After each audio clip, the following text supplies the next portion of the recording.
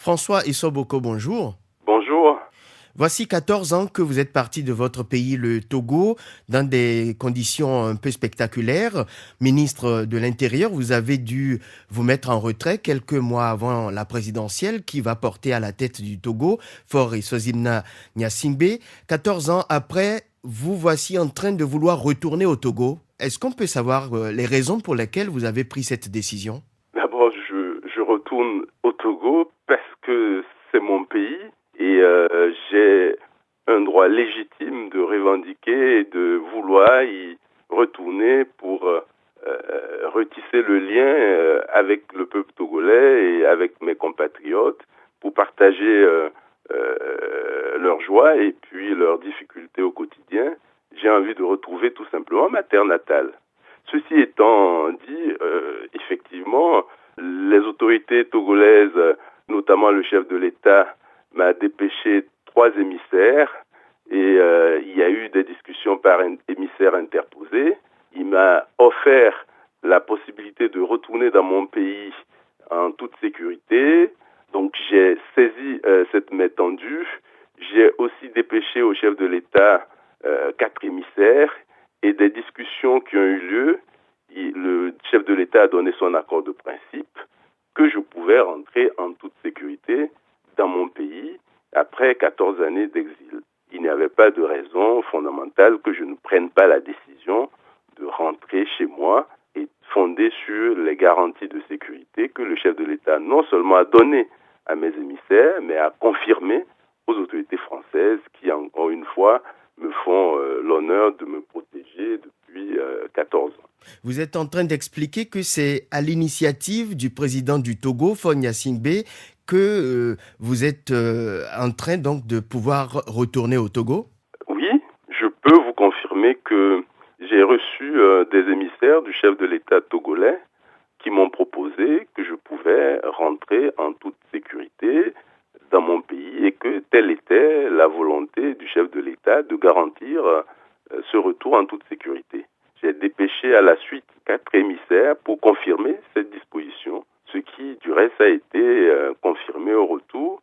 Et donc, dès lors, je n'ai pas de raison fondamentale de douter des garanties de sécurité qu'il propose pour ce retour dans mon pays. Est-ce que à cette date, 26 mars 2019, vous avez déjà reçu votre passeport togolais pour pouvoir vous rendre au Togo? Non, évidemment, je l'aurais annoncé. Il y a quelques difficultés ou quelques hésitations. Le certificat de nationalité qui doit permettre d'établir le passeport est toujours en souffrance dans le circuit administratif togolais depuis le mois de février. Mais ce sont des détails. Ce sont des détails qui n'empêchent pas, qui ne remettent pas en cause la parole présidentielle selon laquelle je pouvais rentrer dans mon pays en toute sécurité. Ce sont des détails, dites-vous, mais le temps passe et le décompte ne fait que courir par rapport à la présidentielle de 2020, une élection peut-être à laquelle vous êtes parmi les potentiels candidats. Oui, le temps passe, vous avez raison de le souligner, et c'est pour cela que j'ai pris la décision de rentrer dans mon pays durant cette semaine, au cours de cette semaine, qui me paraît décisive dans ce décompte. Oui, parce que la constitution du Togo prévoit que le candidat à l'élection présidentielle puisse être déjà sur le territoire togolais 12 mois avant l'échéance et vous devriez être donc rentré effectivement cette semaine. En effet, je souhaite prendre des mesures conservatoires pour respecter les dispositions de notre loi fondamentale qui dispose, comme vous le dites si bien, que tout candidat à l'élection présidentielle doit élire domicile sur le territoire national 12 mois avant le scrutin. Attention, cela ne veut pas dire que je serai candidat, mais puisque je ne veux rien m'interdire, je me mets en situation de rendre possible l'hypothèse de ma candidature. François Akila Issoboko ne sera donc pas candidat. Est-ce que vous pouvez nous le dire clairement ou sera-t-il candidat? Je ne peux pas vous dire clairement à l'instant, je ne peux pas vous dire après 14 années d'exil que je serai candidat ou que je ne le serai pas. Il est de mon devoir de prendre toutes les mesures conservatoires pour respecter les dispositions de notre loi fondamentale afin que si le peuple togolais le souhaite et si je dois faire acte de candidature, je puisse respecter la constitution de mon pays. Mais il se trouve que les acteurs qui ont été un peu à la manœuvre pour votre exfiltration le 5 mai 2005 sont encore en train de s'activer aujourd'hui pour que vous puissiez rentrer. Et ce n'est pas anodin que cela intervienne à 12 mois à peu près maintenant de l'échéance probable pour l'élection présidentielle de 2020 au Togo. Non, je vois les acteurs dont vous parlez, mais je peux vous rassurer que la décision de rentrer au Togo est la mienne. Il est vrai qu'avant de prendre cette décision, j'ai consulté l'ensemble des partenaires qui, en 2005, avaient contribué efficacement à mon exfiltration. Donc c'est ce que j'ai fait en me rendant au département d'État, c'est ce que j'ai fait vis-à-vis des autorités françaises, c'est ce que j'ai fait vis-à-vis des autorités allemandes, de l'Union européenne. Mais ce n'est pas leur décision, c'est ma décision. Et je mesure la portée et la gravité de cette décision.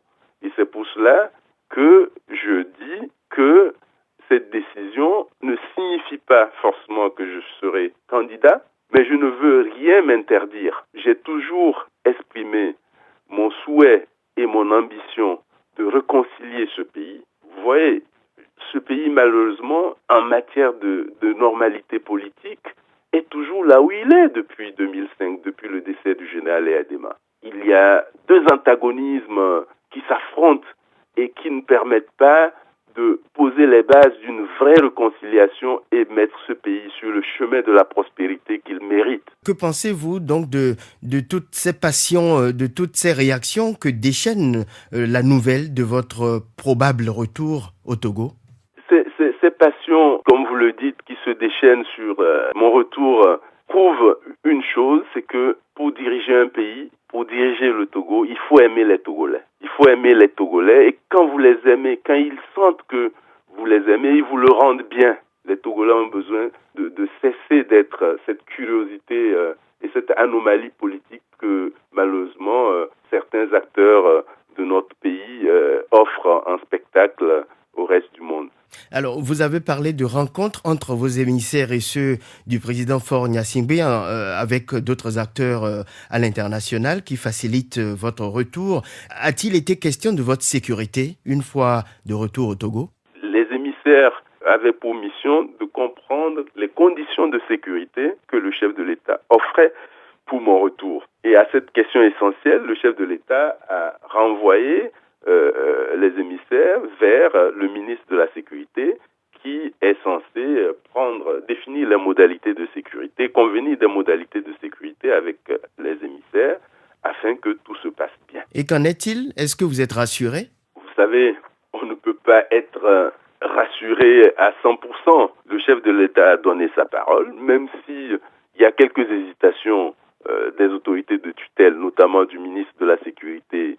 Mais j'estime que ces hésitations ne sont pas de nature à remettre en cause la parole présidentielle et que nous sommes dans un État, et dans un État, le chef de l'État a le dernier mot. Donc, comme tout citoyen, je mets ma sécurité dans les mains du chef de l'État. Alors, dans les conditions actuelles d'un retour négocié, quelle marge de manœuvre avez-vous ? De quelle liberté jouiriez-vous par rapport au pouvoir de Faure Gnassingbé ? Il n'y a pas de retour négocié. Je vous dis qu'il y a eu des discussions entre des émissaires que m'a envoyé le chef de l'État et moi-même, puis des discussions entre des émissaires que j'ai dépêchés auprès du chef de l'État pour comprendre les conditions de sécurité dans lesquelles je peux rentrer au Togo. Donc vous serez acteur indépendant, acteur politique, vous allez pouvoir manifester librement, par exemple, comme le font vos camarades politiques qui descendent régulièrement dans la rue pour exiger des réformes ?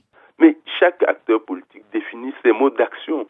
Je ne ferai pas du mimétisme, je définirai mes modes d'action, je ferai en temps opportun une offre politique et je verrai si cette offre politique peut emporter l'adhésion de la majorité des Togolais. En fonction des retours que j'aurai, je me déterminerai, je verrai si je pourrais m'engager à présenter une autre alternative. Vous pensez que la stratégie développée jusqu'ici par la C14, la coalition des 14 partis politiques, est une stratégie contre-productive ? Je n'ai pas apporté un jugement de valeur sur la stratégie des uns et des autres. Mais Tout ce que je sais. puisque vous proposez une Tout ce que alternative, je sais et que je dis pour rassembler, c'est que jusqu'à présent, mon pays est pris en otage par deux postures. L'une de conservation vaille que vaille du pouvoir et l'autre une posture trop idéologique, à mon sens, pour être stratégique. Et il vaut mieux penser au rassemblement et établir des ponts,